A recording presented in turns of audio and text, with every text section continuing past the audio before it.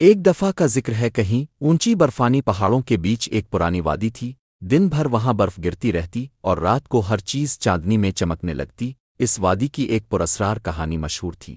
ایک ایسا ہرن جو صرف رات کو نظر آتا اور اس کے سینگ سونے کی طرح چمکتے تھے۔ لوگ کہتے جو اسے دیکھ لے وہ خوش نصیب اور جو اسے چھو لے وہ دنیا کا سب سے خوش قسمت انسان ہوگا۔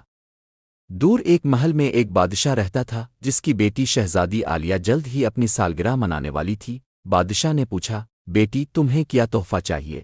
شہزادی بولی، مجھے چمکتے ہرن کے سنہری سینگوں سے بنا ہوا تاج چاہیے۔ یہ سن کر بادشاہ نے سب طرف اعلان کروا دیا، جو شخص وہ سنہری ہرن پکڑ کر اس کے سینگ لائے گا اسے انعام میں خزانے اور جاگیر دی جائے گی۔ اسی برفانی وادی میں ایک غریب کسان کا بیٹا ارمان بھی رہتا تھا۔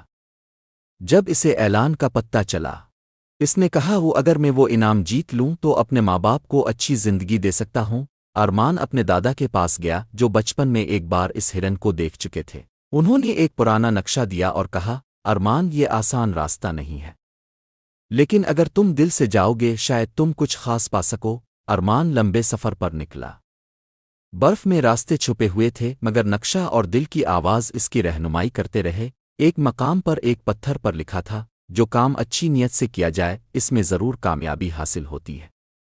کئی دنوں کی تلاش کے بعد ارمان اور دوسرے بہت سے لوگ اس ہرن کی تلاش میں ایک برفانی جنگل میں پہنچے۔ اچانک ایک تازہ برفانی طوفان آ گیا۔ لوگ خوفزدہ ہو کر واپس بھاگنے لگے، صرف چند ہی لوگ رہ گئے۔ راستے میں ایک زخمی سفید ہرن نظر آیا۔ سب لوگ اسے نظر انداز کر کے آگے بڑھ گئے لیکن ارمان رک گیا۔ اس نے سوچا یہ ہرن رات کو بھیڑیے کا شکار ہو جائے گا۔ رات ہو گئی۔ ارمان اس ہرن کے قریب بیٹھا ایک پتھر پر سر رکھ کر سو گیا۔ اچانک اس نے روشنی محسوس کی۔ جب آنکھیں کھولیں تو حیرت سے دیکھنے لگا، ہرن کے سینگ چمکنے لگے جیسے خالص سونا ہو۔ ہرن بولا، میں وہی ہرن ہوں جس کی لوگ تلاش کرتے ہیں۔ دن میں میرے سینگ نظر نہیں آتے لیکن چاندنی میں چمکتے ہیں۔ تم نے میری مدد کی اس لیے میں تمہیں اپنے سینگ کا ایک حصہ دیتا ہوں۔ ہرن نے اپنے سنہری سینگ کا ایک ٹکڑا زمین پر گرایا اور پھر برفانی چوٹی کے پیچھے غائب ہو گیا۔ ارمان وہ چمکتا ٹکڑا لے کر واپس محل آیا۔ اس نے بادشاہ کے سامنے رکھا اور کہا، میں نے ہرن کو نقصان نہیں پہنچایا، یہ اس نے خود مجھے دیا ہے۔ بادشاہ حیران اور خوش ہوا۔